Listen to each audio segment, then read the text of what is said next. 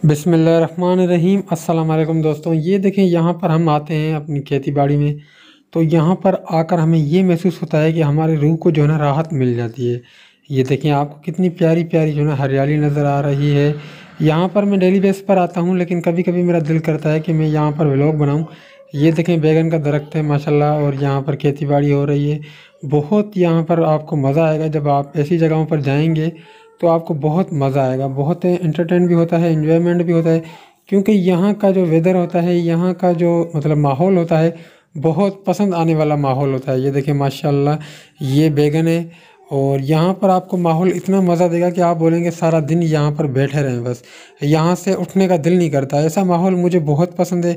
अगर आप लोगों को भी पसंद है तो नीचे कमेंट सेक्शन में ज़रूर मुझे बताएं कि भाई आप नेक्स्ट व्लॉग कहाँ बनाएं, यहाँ बनाऊँ या कहीं और बनाऊँ। तो आपने लाजमी मुझे बताना है कि भाई नेक्स्ट व्लॉग मैं कहाँ बनाऊँ।